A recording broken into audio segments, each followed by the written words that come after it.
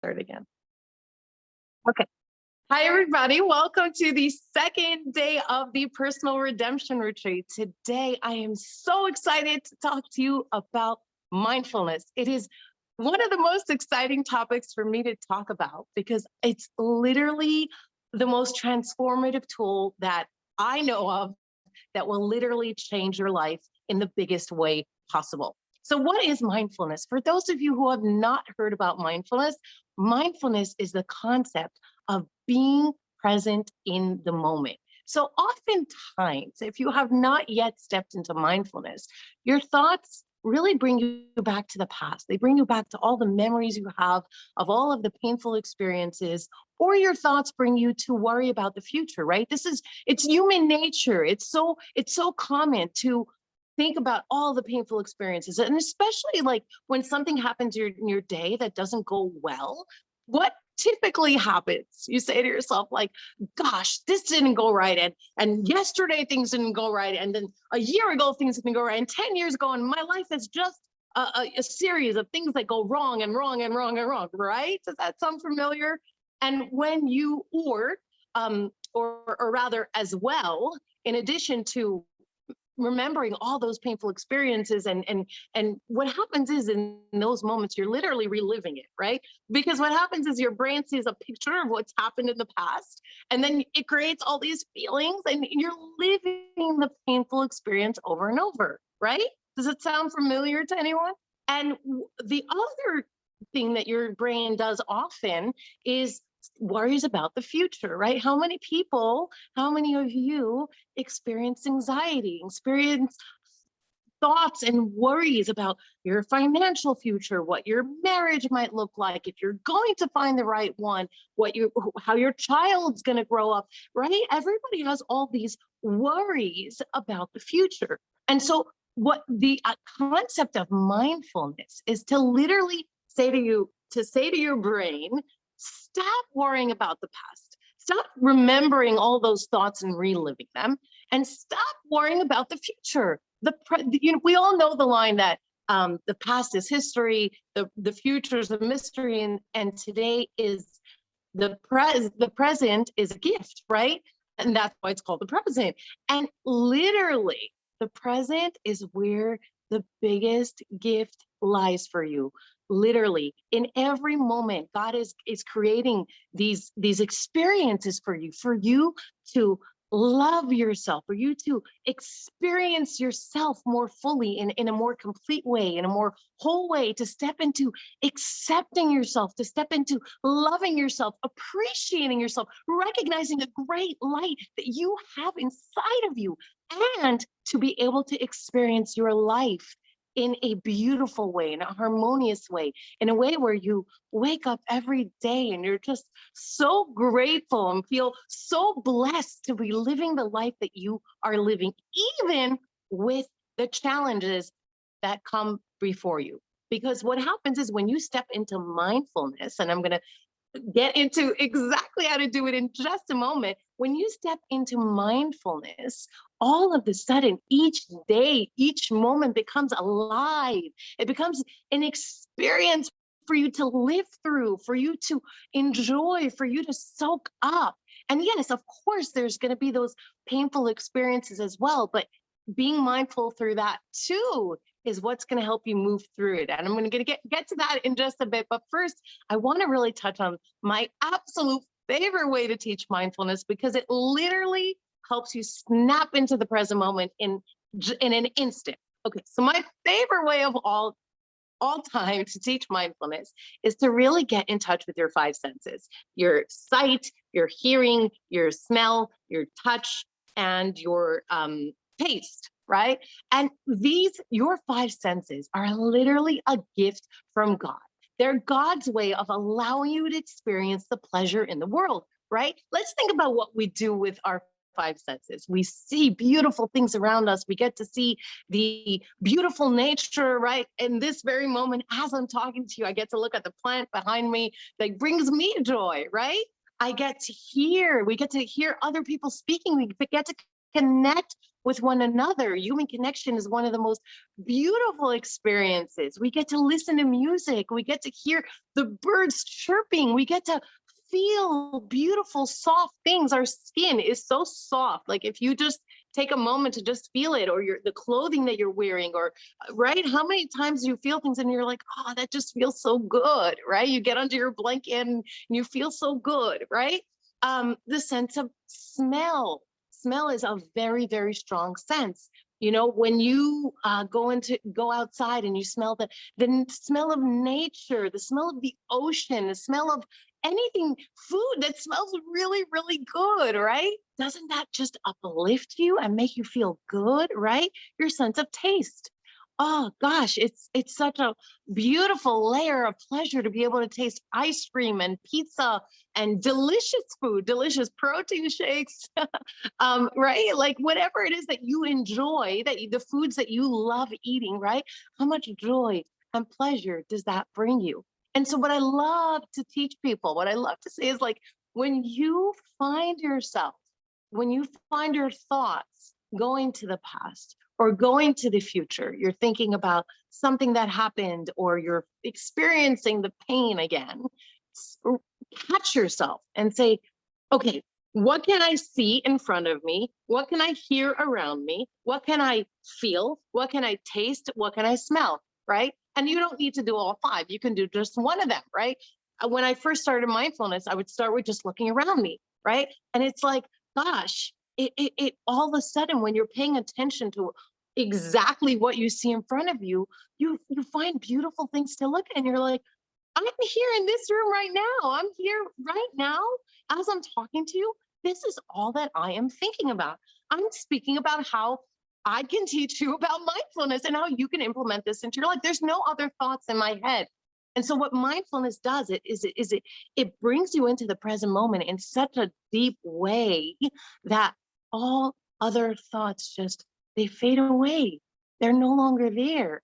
And so you get to experience all this pleasure and all this beauty around you, right? And so when you find yourself those thoughts about the past or thoughts about the future, right? So what I love to say is like I started with what I saw around me, but then you add layers to it.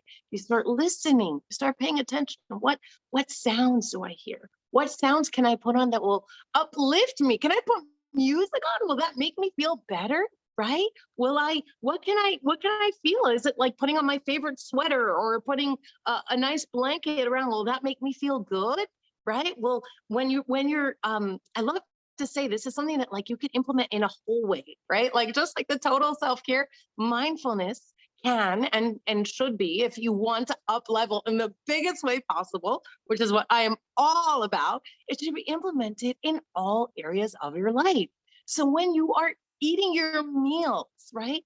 Start paying attention to the smell of your food. Start paying attention to the texture, to the flavor. Like don't look at your phone anymore as you're eating your meals, right? It's also a great way when you are wanting to transform your health and really eat in a healthy way and not overeat and eat the right foods. Really being mindful as you're eating your meals gives you that experience where you're enjoying every bite, that once you're done, like you firstly you're enjoying every bit of it, right? When you're done, you recognize the feeling inside of your body because you're being so present that you recognize when you're full. And it was instead of it just being like, okay, something I got to do, I'm gonna kind of like rush through it. It's another experience in your day that you get to enjoy. You get to really have another beautiful moment. And so it's layer upon layer of incorporating beautiful moments and beautiful experiences into your life that really make up your life, that really make up your life experience. One of the biggest things that I saw that many of you shared with me coming into this retreat is that many of you are struggling with self acceptance, confidence, actually loving yourself. And mindfulness is like one of the best ways to transform all of this. Okay, so one of the things I hear very, very often is when people make a mistake, right? Everybody makes mistakes, right? This is the way God created us. we're human. And if you look in the Bible, if you look in the Torah, you'll see that even the greatest sages and the greatest tzaddikim, the greatest people, they made mistakes too. They were not angels, and God didn't create us in that way because he didn't want us to be. He wanted us to transform our negative traits. And so when it comes to self acceptance and really learning how to step into confidence and really loving the person that you are, mindfulness plays a huge role, right? When those thoughts, when they come into your mind of like, I made a mistake, I always make mistakes, gosh, 3 years ago I made a different mistake and my life is a series, oh, I can never do anything right, I do everything wrong, like, right? Like, does it sound like you sound familiar? When those thoughts come, you have the opportunity to catch yourself and say, no, I'm going to be mindful, I'm going to be present. Do I really always make mistakes? When are all the times that I did not make a mistake? What are all the things I've done right? And if when you're I would love for each one of you watching this, whether you're live or on the replay, I would love for you to take a couple of moments to just jot down for yourself like 5 things that you've done right, 5 things that not just that you've done right, but that you've done exceptionally well, right? When you learn how to celebrate all of the small moments and the big moments of the things that you do right, that's when that's when all of this starts to shift into self-acceptance. And not just self-acceptance, but really the ultimate goal should be really, really loving the person that you are. Because God gave you all of your talents, all of your gifts, all of your exceptional abilities, along with all of your negative character traits for a reason, because they are exactly what you need to fulfill your mission in this world. And so instead of saying like, gosh, I wish I could be like that friend of mine, or I wish I could be like that person on social media that I see that seems to have everything perfect, that has the perfect life. Firstly, I want you to know they don't have the perfect life. There's no such thing.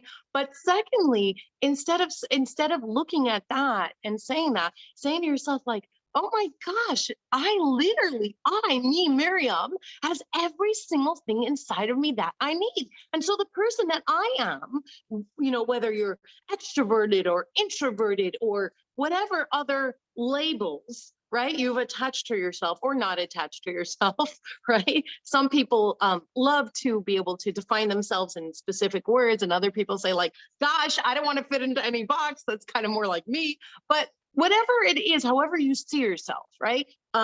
Those are things that can be transformed, and we're supposed to recognize the full, like that all of this is literally for our best, and that in each moment when we have these experiences where we make a mistake, it's literally only for us to grow, right? There's this concept of asking God for forgiveness when making a mistake, and I learned this really fascinating idea that really, truly, what God doesn't, He doesn't want us to beat ourselves up, right? So He doesn't want us to feel guilty. He doesn't want us to feel ashamed, because what happens when you feel guilty, right? What happens? You say, oh my gosh, I made a mistake. I always make a mistake. You're going to keep making mistakes because it's just going to bring you into a more depressing state, right? You're going to feel so bad about yourself. And the next time an opportunity comes along, it's going to be like, gosh, no, I never get anything right. And so you're going to make the same mistake, or you're going to make a different mistake, but you're not going to do as well as you can. It's just not possible. Your mindset has to be shifted, right? And so what I learned is that God doesn't want us to step into that. The opposite. He wants us to say, I'm sorry, God, I made a mistake and I'm going to do different. And the moment you say, I'm going to do different, God forgives you. God forgives all of us. And so we need to take a lesson from this and to understand, like, we're not supposed to hold on to shame. We're not supposed to hold on to guilt. We're not supposed to guilt those around us either. We're not supposed to shame those around us. And truly, the only way that you can step into empowering those around you instead of shaming them or guilting them is really doing the inner work yourself. And I know that for those of you that are watching that have spouses, or those of you that have children or friends, everybody's got people in their lives. We all care about them. We all want to make sure that we make a positive impact on them. And the only way to do that is for us to be in that space ourselves, for us to fully accept the people that we are, right? So what I would love to encourage all of you to do is to, at once we get off, or you can do it as you're watching if that works for you. I'm the kind of person that I need to first hear it and then I can do the writing exercises, but do whatever works best for you. What I really encourage you is to make a list of positive traits that you have, like at least five. If you at least five, the more the merrier. Like I say, 10, 20, 50, as many as you can. And then you can, alongside, you can make a list of the negative traits. And and when you're done, your list of, firstly, your list of positives should be a lot more than your list of negative. Okay. And if your list of negative is more, then you are way too critical on yourself. And I need you to dig a lot deeper to find some more positive, because God creates each one of us with so many gifts, so many talents, so many positive attributes about us. Okay. So if you're the kind of person that smiles at a stranger, if you're the kind of person that gives food to the homeless, if any little thing that you do, that's something positive about you, that shows that you're kind, that you're giving, that you're loving, that you're empathetic, that you care about your fellow human.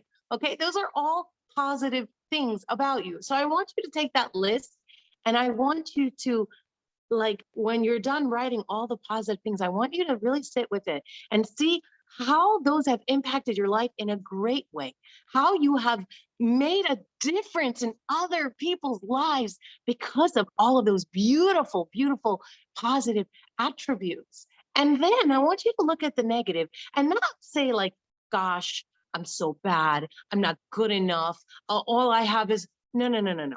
Those negative traits, those are there only for you to work on transforming it. Those are there only for you to learn a lesson and to say, God, I understand. You made me with all these negative traits, and I accept them.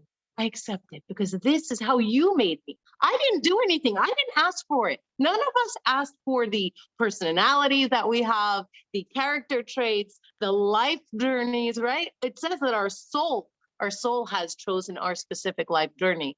And it says that if we were to all put all our challenges in a pile, we'd all pick our own, right? But if you think about it, your human mind and your human body did not ask for it, right? This is what we were given. And God gives us everything that is perfect for us, right? And so when you understand that, you're able to say, like, gosh, this is okay. It's okay that I'm introverted or extroverted, or it's okay that I sometimes lose my temper. I have to work on it because it affects those around me and it affects me. I don't feel very good when I lose myself, right? Or whatever it may be, whatever those negative character traits are, right? But in order for you to actualize your fullest potential, in order for you to really make the impact that you are meant to make in the world, you got to first accept yourself. And not just accept yourself, right? I love to say, like, self-acceptance is the very first layer. It's like that first, like when say, like, you're kind of underground and you've just, like, gotten above ground, like you've just hit the pavement, right? That's what self-acceptance is. You're okay, you're all right, okay, you're no longer in the negative state. However, really, truly, we need to love ourselves fully. We need to fall in love with the people that we are. We need to celebrate who we are. We need to appreciate who we are, because then the light that comes forth from us, the positivity, the enjoyment that we have, like just enjoying ourselves, just loving ourselves, that, like, overflows. That brings this beautiful, beautiful energy. That's where the confidence comes in, right? If so many of you are struggling with confidence, confidence is literally something that you build by loving yourself so, so fully. Just a second, my daughter's home with me, okay?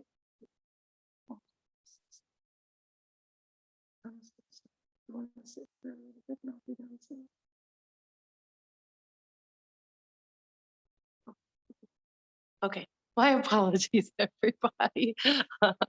um, this is the joys of being on Zoom and virtual versus in person. But thankfully, we're able to do this, right? Um, so, so the confidence is really something that builds on self-love. It's something like you have to have self-love in order to step into confidence. If you don't love yourself, if you don't even, if like, if you don't accept yourself, forget about it. Like there's no, like there's nothing, right? Because you're just constantly thinking like, I'm bad, I'm wrong, there's nothing good about me. But if you, when you accept yourself, right? And then you step into really loving yourself, that's where the confidence grows. That's where that stretch starts to happen. And confidence is something that you can build on as well, right? Confidence is also built on taking a lot of scary steps, a lot of scary action, right? Like the action and doing something that felt so scary and so far out of reach, and recognizing like, gosh, I did that. And not only did I do it, but I excelled at it. I want you to start looking at all the things that you do in your life and to start celebrating all of your accomplishments. I want, like, if you did something that was really scary and you were brave and you stepped into it anyways, that's huge. That's tremendous. You've moved past a limiting belief, but like a block, like an internal block. You've shifted something inside of you. That's tremendous. And so it growing in your confidence is just doing a lot of loving yourself so fully every day and finding new things to love about yourself, right? So there's layer upon layer of self-love. And it's really just it when I say layer upon layer, it's really just constantly doing it. And then not in a way that feels like, gosh, I always have to do work. It's not. It's in a way that feels beautiful, that feels empowering. Like who doesn't feel great telling yourself, like, I love myself. I'm such a wonderful person. Like you just feel good, right? When you do the opposite, you'll start noticing that the more that you do this, that when you do the opposite, you feel really gross. You feel really down. You don't feel good.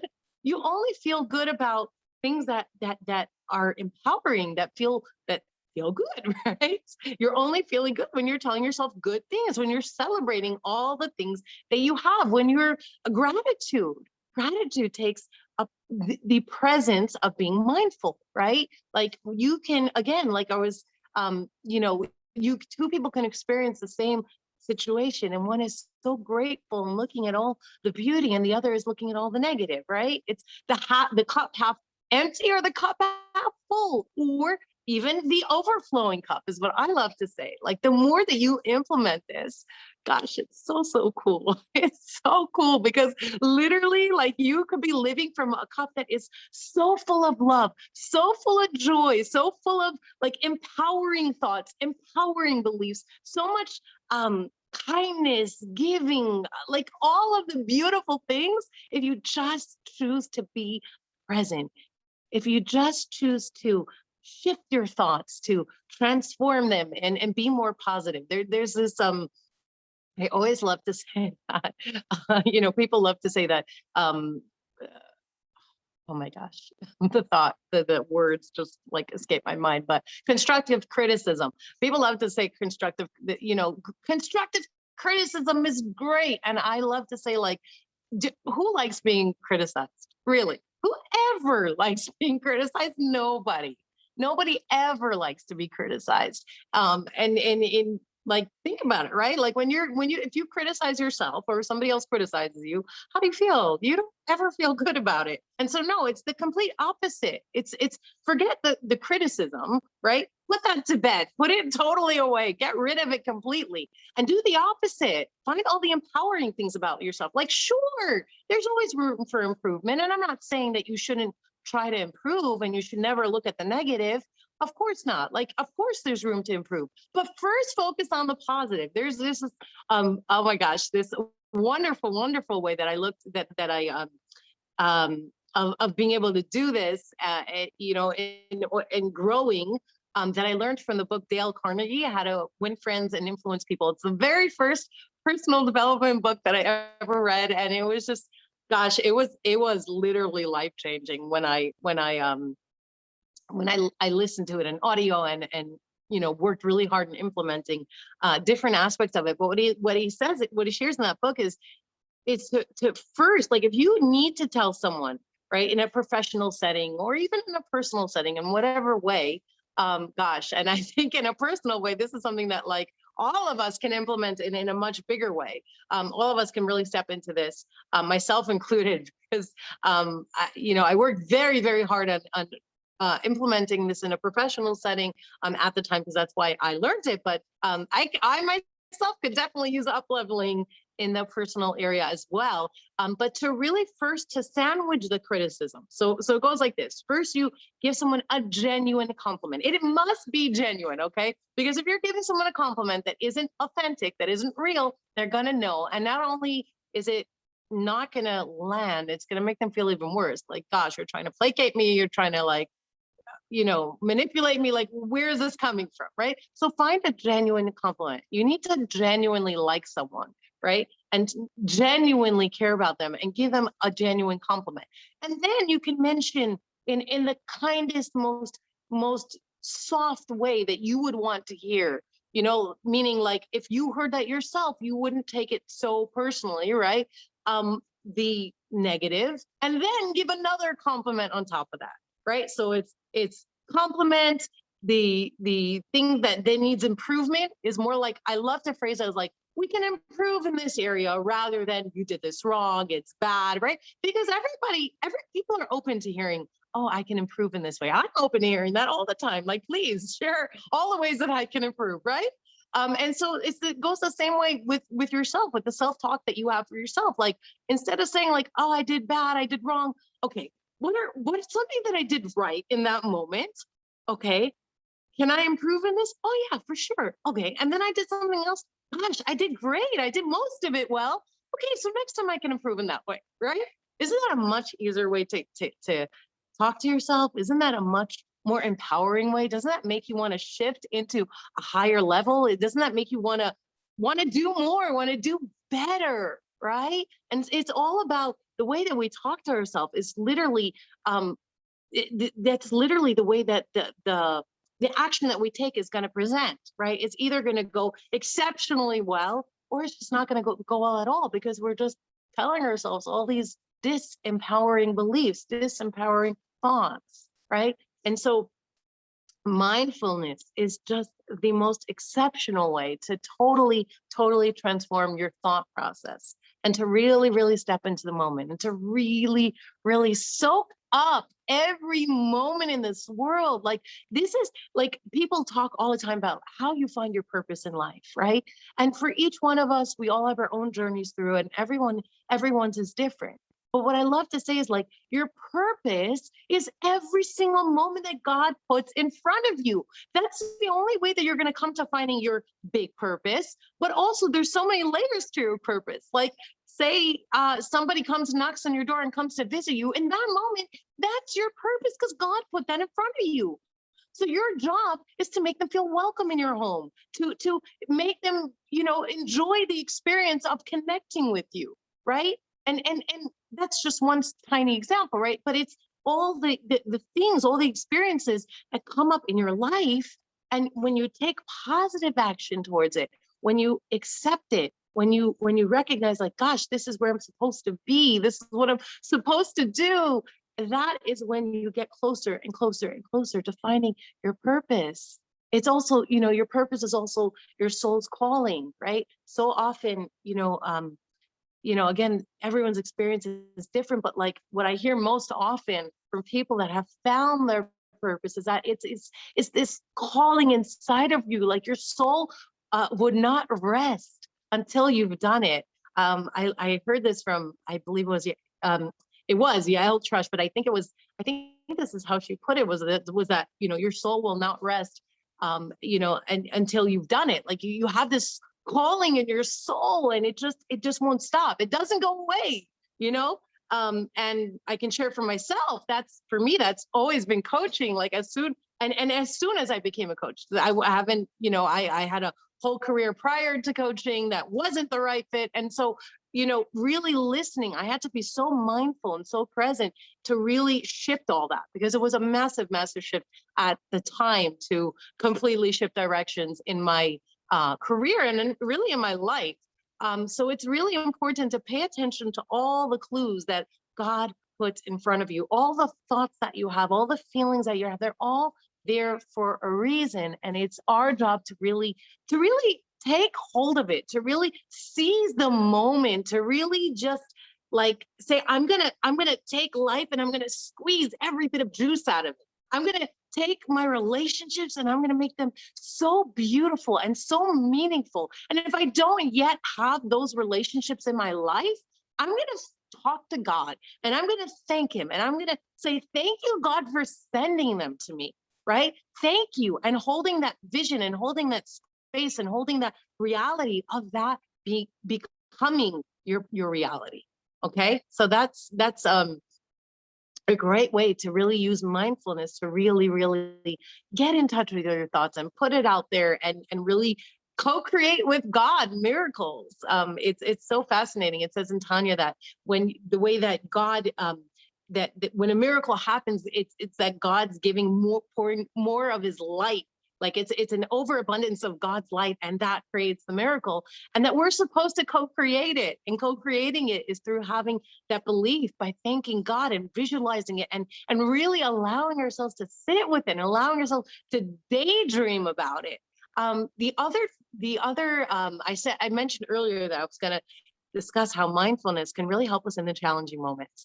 And gosh, the challenging moments are one of the one of the harder things in life, right? But they're hard. Like, let's be real here. Like, they're not easy, right? They're not easy at all. They're difficult. They're painful. They're constricting.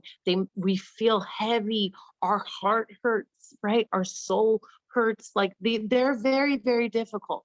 And so firstly, mindfulness is the most incredible tool to use in those moments, because when something really, really big happens in your life, when something very traumatic or just something really big that is painful, that is dark, that feels like the opposite of light, you're feeling all this anxiety. You're still feeling all of this, like, oh my gosh, I can't breathe, all this constriction. And when you're mindful and you just look at what's around you and you just listen to the sounds, you're able to ground your body.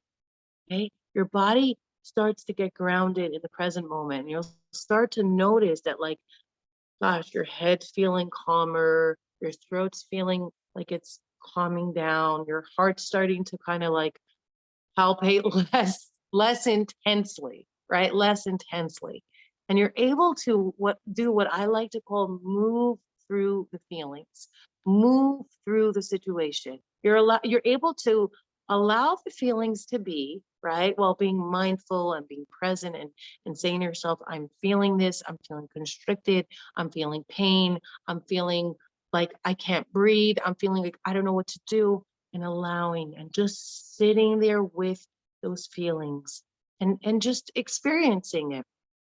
And when you're using your five senses and you're just being present, you'll notice that what happens is the feeling starts to lessen as you're paying attention to it, as you're giving space to it, as you're allowing it to be. It starts to lessen, lessen, and lessen, and all of a sudden you're able to breathe again. You're able to breathe in a fully again, and you're able to start making decisions and choices that you need to make in that moment, right? Because oftentimes what happens is when you have these really big looming challenges, you have to make very difficult and painful choices, right? You have to make a choice of that's going to either lead to something wonderful or not so wonderful, God forbid, or right. There's always lots and lots of choices and lots of things. So when you're able to just be mindful and you're able to look at what's around you, listen to the sounds, pay attention to the feelings in your body, and give space for the emotions will kind of move through you and they'll slowly, slowly dissipate. It doesn't mean that they're going to completely go away, depending on really on what you're dealing with. right? I'm speaking very, very generally. So if anybody watching live, or anybody watching in a replay, or anybody would prefer to message me privately, you can do that as well. You can give me an example of something that's going on in your life, and I am more than happy to share tools and tips for you to be able to move through that, to be able to transform it and get to the other side, because it can be very specific depending on what you're experiencing, right? I'm thinking, if something's a very, very big trauma, or something's like just something's a lot smaller scale, there's different ways and different tools to move through both, of course, right?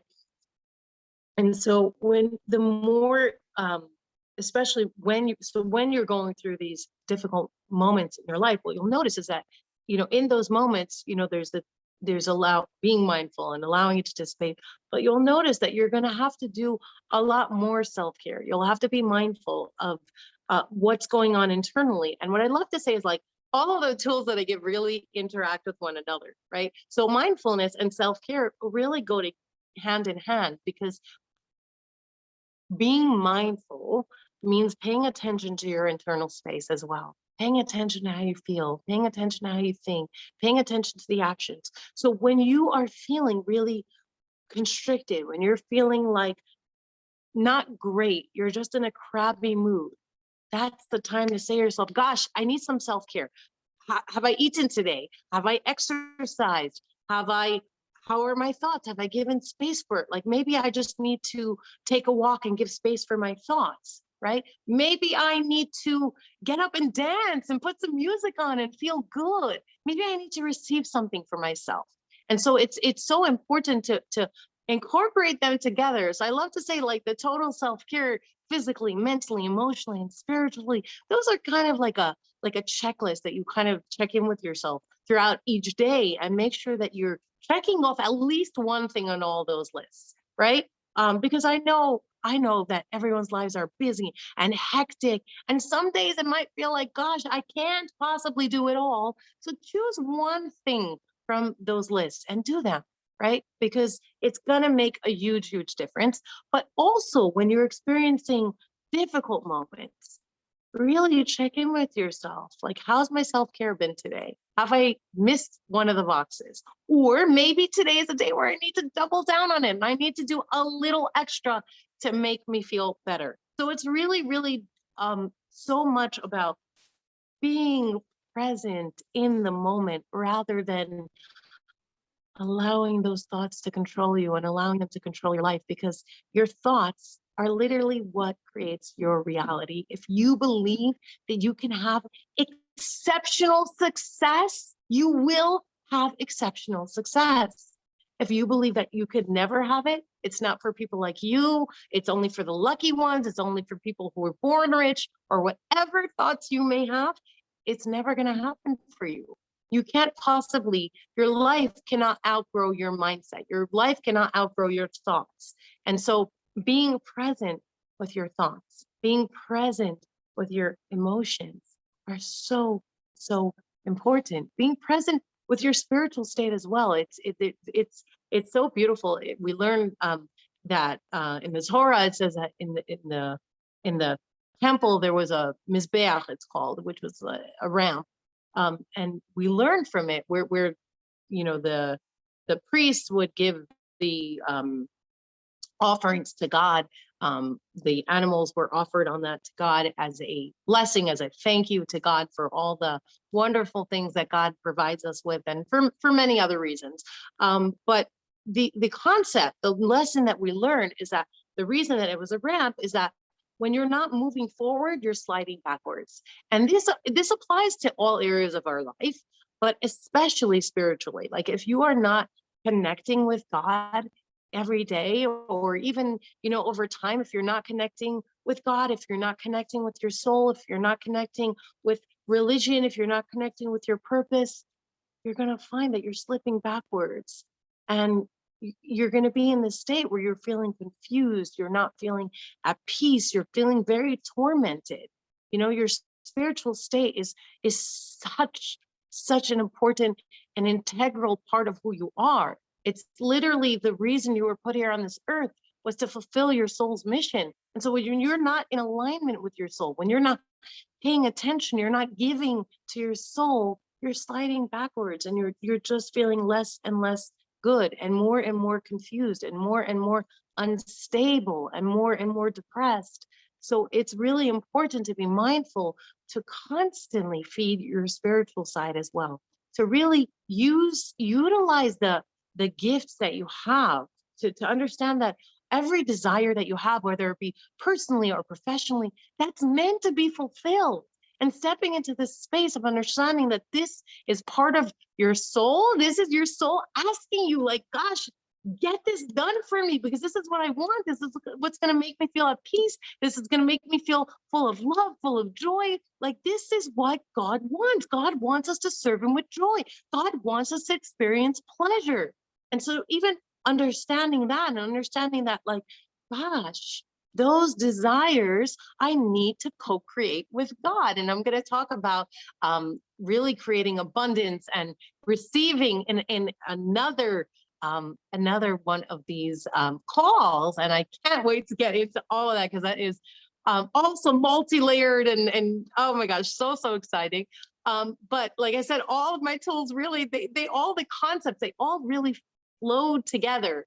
And so it's really important that we're paying attention to that, right? We need to be mindful of our physical bodies as well. Like, everybody that I know wants health, right? Everyone does. We all want health, right? And it's important to, if we want health, we have to actually care for our bodies. We can't ignore it. We can't pretend it doesn't exist. We can't just say, oh, I'll just go about my merry life, and I'll just eat whatever I want, and I won't exercise, and I won't take care of it, and I won't take vitamins or anything, and I'll just kind of go, and then I'm going to be healthy. Like, it just doesn't work that way, right? Like, what you'll find is that different parts of your body are going to start to ache as you're not exercising, as you're not moving. Like, your body is meant to move. It needs to move to feel healthy, to feel vibrant, to feel energetic. And so mindfulness has to be applied in a multi-layered way.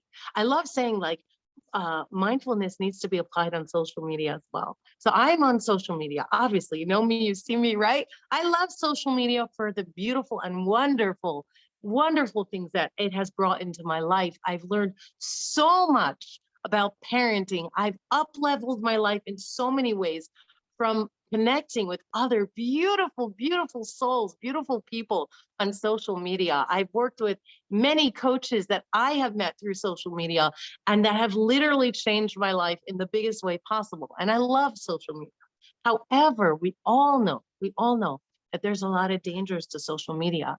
And oftentimes people bully other people, speak about negative things. And so what I like to say is, be mindful of what's going on in your social media, because that is content that you are reading. That is things that you're bringing into your mind, into your life, into your subconscious, into your consciousness, right?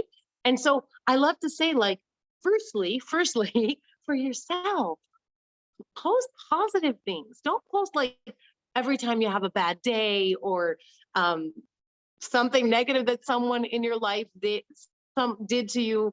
Just a moment, I'm going to take a quick drink. Said a blessing to thank God for the wonderful water he's giving me. Okay.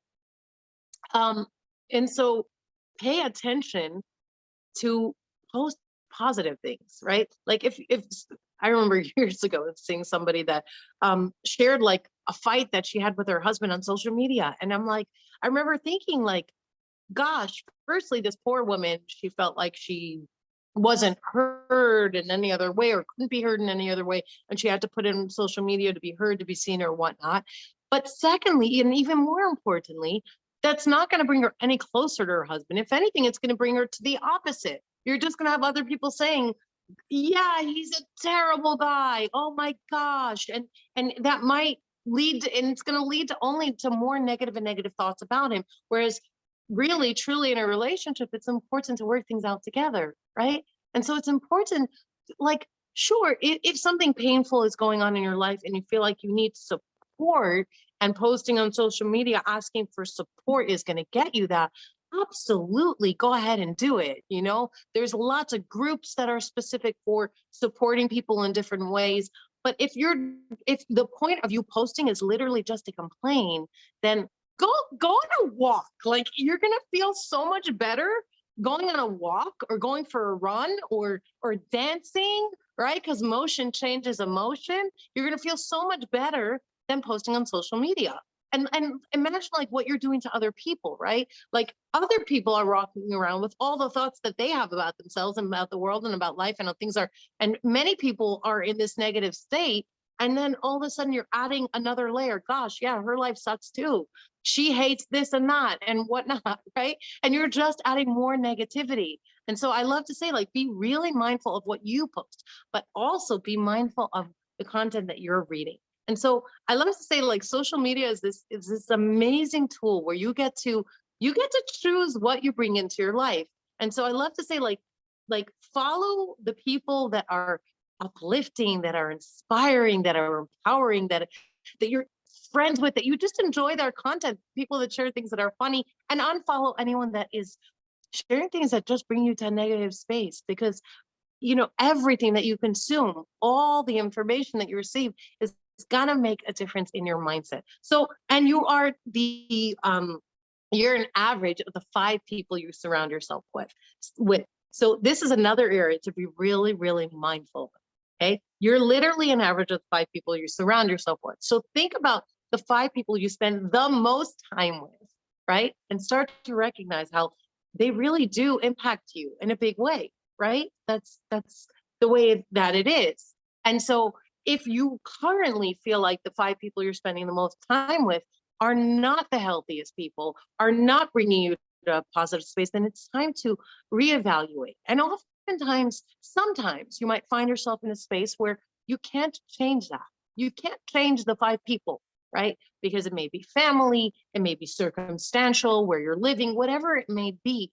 But what's important, if you can't change that, you can limit it. You can put boundaries on people that are unhealthy. You can't say, like, your job is to let other people know what you will and won't accept. That's literally what boundaries are. It's up to you and only you to set those boundaries.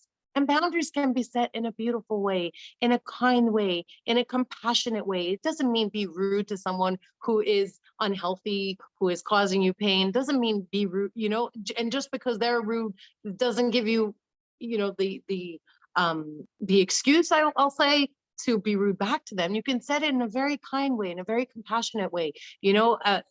Decide how much you do or don't want them to be in your life, to surround, to speak with you or whatnot. But it's so important to cultivate healthy relationships, to cultivate wonderful, wonderful people. And the more positive, empowering, healthy, wonderful people you surround yourself with, you'll notice the better your thoughts are, the more you accept yourself, the more you love yourself, the more you grow in your confidence. And it's such a wonderful thing, because when you surround yourself with people who genuinely appreciate you, not only are you doing that work for yourself, but they're going to start giving you compliments and telling you all the ways that you're inspiring them and all the wonderful things that you're doing for them. And so it's another way to really, really up level your internal world and really up level your life, right? You're all of a sudden they're going to want to start spending, time with you, where you're having these beautiful, meaningful connections, and you're just having great experiences together. So mindfulness is really, really so multifaceted, so multidimensional, and so beautiful and so wonderful. It applies in your professional life as well, of course, right? Your professional life, whatever profession you are in right now, it's literally about relationships. I love to say, like, business is relationships. People buy from people that they love, that they appreciate, that they enjoy spending time with. They want to support friends, right?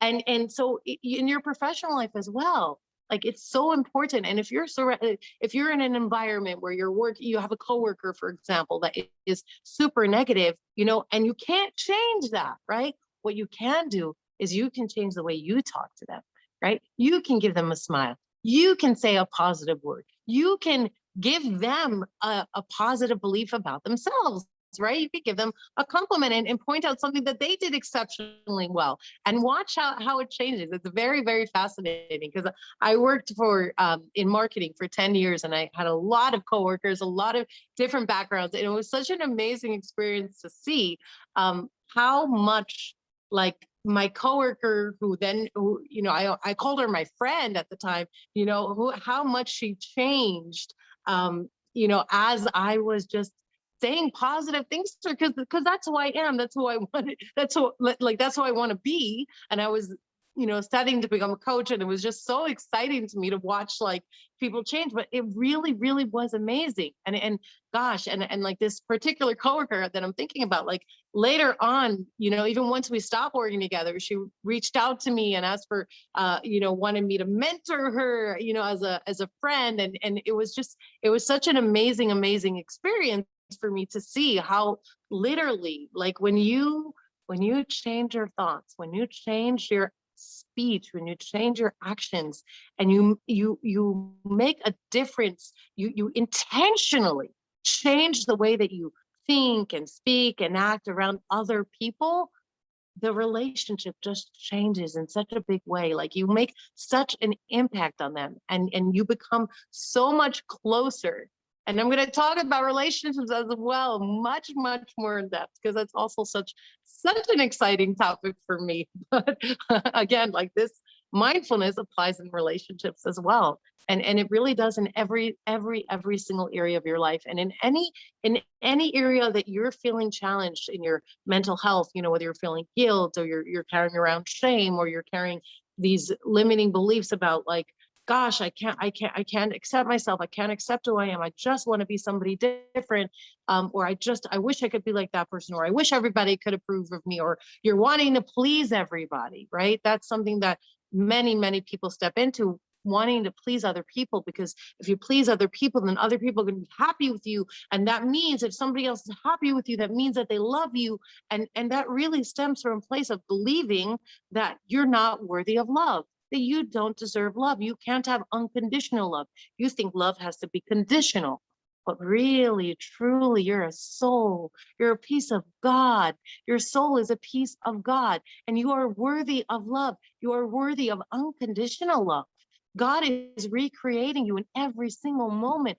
God loves you so much, so vibrantly, so beautifully. God loves you more than a child, than a parent who has an only child in their old age. Can you imagine how loved you are by God? And if God, the creator of the world, loves you that much, then of course you are worthy of love. Of course you deserve to have unconditional love. And of course you deserve to love yourself. And of course the people around you will love you. It's a very, very fascinating thing, because oftentimes, when people are trying to please people, or whatnot, they think that if I just do what the other person wants, if I just make them happy, ah, then they're going to love me, and we're going to have a great relationship, and everything's going to be wonderful. But actually, the opposite is true. When you learn how to love yourself, that's when the relationship becomes beautiful. When you learn how to step into yourself fully, when you learn how to use your voice, even if it feels scary, even if it feels like, oh my gosh, I don't know what they're going to say. Are they going to like me? Are they not going to like me? Oh, right. And it feels scary, right? But you're brave, and you use your voice, and you say what's truly on your heart. You say what's really in your soul. That's when people love you. That's when they appreciate you. You're giving them, and not only is it beneficial for you, but you're literally giving them the biggest gift, to be able to get to know you, to get to hear you, to get to truly see you. And that's what we as humans want more than anything. We want to be seen. We want to be heard. We want to be appreciated. We want to be loved unconditionally for the people that we are, right? Right? There's nothing more beautiful and more meaningful than that, and more fulfilling than feeling like we are seen and heard and appreciated for who we are. And I have news for you. Your clients, they're waiting for you to step into that. The people that you interact with in a professional way, they're waiting to see the true you. Your relationships, your husband, your wife, your children, all of that gets up leveled in the biggest way possible when you start to speak your truth, when you start to allow others to see you, when you start to allow others to experience the light that you have, the joy in your heart, the light in your soul, the ideas that you spread, the concepts that you believe, all of that is what makes you you. All of that is what makes a difference in other people's life. Like so I think that what happens is oftentimes when it comes to speaking your truth, oftentimes people think like, gosh, nobody wants to hear me. I have nothing valuable to share. I have nothing important to say. But I want you to know that it's the exact opposite. It is the exact opposite. There is not a single human being walking on this earth that has the same thoughts as you, that has the same values as you, that has the same perception of reality as you. And the people that you are meant to impact, the way for you to step into actualizing your fullest potential and shining your light and making the difference is by being truly 100% authentically you, by using your voice, by being allowing yourself to be seen, by stop trying to please everybody and instead of pleasing them, saying what you actually really think, even if it feels scary, even if you need to step into being brave and being bold. That is truly what they are waiting for. And that is really what you're waiting for. That's what your soul is waiting for. That's what God is waiting for. That is what your personal redemption looks like. You literally being the truest, most beautiful version of yourself, right? All of this personal growth is really about you being the most authentic you, about being one with yourself, one with our creator, and knowing that literally being one with yourself is being one with your creator, feeling whole inside of you. It's the most incredible feeling, the most incredible feeling to strip away all the limiting beliefs, all the painful experiences, all the painful thoughts, and to instead step into the opposite, step into the most empowering beliefs, step into love, step into experiencing joy, step into being able to offer empathy, step into being able to be kind and to being able to be giving. And all of that takes being mindful, living in the moment, because if you're not living in the moment, those opportunities, they just fly by you. They don't even come on your radar, like you don't even realize, right? You're like your next level of growth personally or professionally could possibly be someone that you interact with that you didn't even realize, or it could come across you come across your way on social media by someone that reaches out to you or adds you as a friend or whatever it may be, but you won't realize it if you're not living in the present moment, if you're not saying like, gosh, that person messaged me, this is from God, so let me see if this is an opportunity, let me see if this is something that's meant to be. That person that you met, like, God sent them, and then there's another layer to this of interactions um with people. It's a friend of mine shared with me, her name is Shira Malka. She shared with me that when you are in a relationship, in any relationship, so this is a friendship, a marriage, children, whatever it may be, you're a piece of God, right? You have a piece of God inside of you, and they have a piece of God inside of you. And so it's another opportunity to speak from one piece of God to another. Like it's such a cool, it's like you're literally speaking to their piece of God inside of them, to their soul. And when you look at it that way, it's like, gosh, like, thank you, God. Thank you for sending me this. Thank you for allowing me to experience this.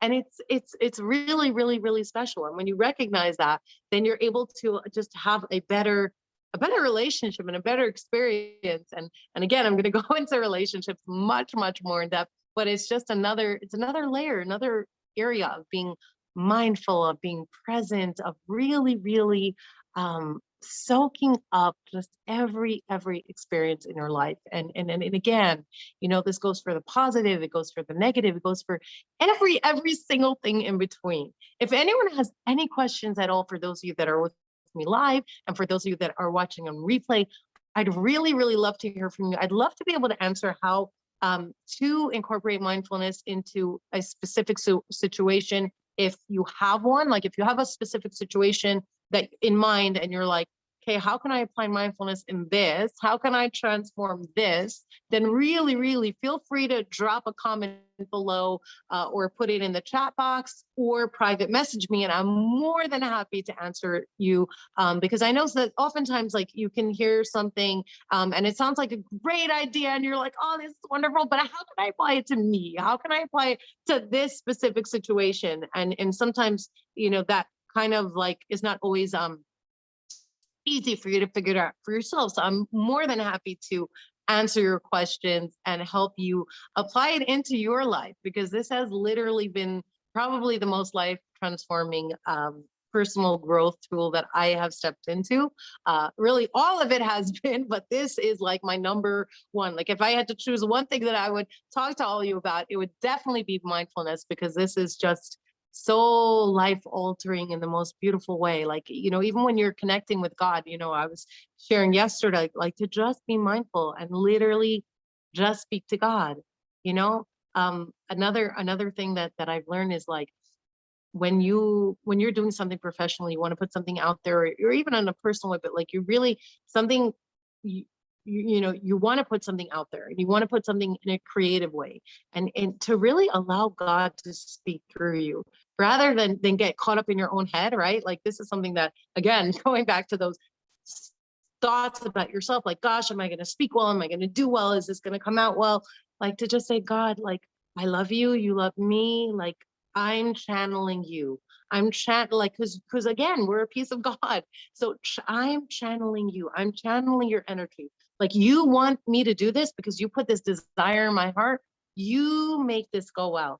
And I tell you that when you give it over to God, God puts the right words into your mouth. God makes you take the right actions. It's just absolutely unbelievable. So again, like, in your relationship with God, like I was sharing yesterday, like, God wants a relationship with us. He wants us to step into creating an intimate relationship where we're constantly in connection, where we're constantly connected above. Like, there's almost this like invisible line connecting us to God above. Like, I mean, there is, right? Like, God is creating us, God is keeping us here. And so, but to kind of like visualize that connection, and realize that in every moment we have the ability to be mindful, and to bring God into this reality, to bring him into this space, to allow him to speak through you, to allow him to put different to recognize that the experiences that he puts in front of you is literally just for you. And like, as I'm speaking to you, I know that whoever showed up live is who is actually meant to be here, because this is what God has created. And those of you that are watching in replay,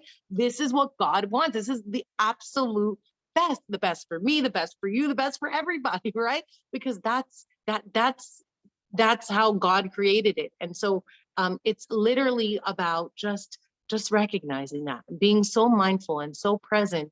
And again, like, and especially when it comes to channeling God, especially in those really painful moments, those really painful things, sometimes when, like, for example, like, you had these grand plans to do something amazing professionally, where you were going to bring so much light into the world, and then all of a sudden God put something in your personal life, and it's like, and you literally can't, right? So to recognize and say, this too is from God.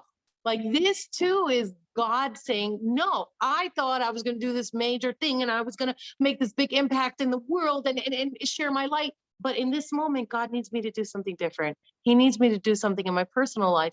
And that too is from God. And God is here too. And that gives you that strength to pull through. It gives you that strength to stay above it, to be present, to be able to be there for the family members or whoever it is that you need to be there for. And it makes all the difference. So I'm going to go ahead and check the chat real quick and see if there are any questions. There are none. So if you are watching this in replay, I'd really love to hear from you with the different exercises. I'd love to hear that what you came up with, what the positive traits that you came up with, and if you want to share the negative ones as well, I'm more than happy to offer some tools to help you transform them if that is something that you want to work on transforming right now. And I'd love to hear any questions, any comments, anything that resonated with you, because that's going to help me make sure that I can deliver the rest of these talks and speak to the points that are very important to you and that matter most to you. So wishing you all a wonderful day, and I can't wait to see you all tomorrow. Take care.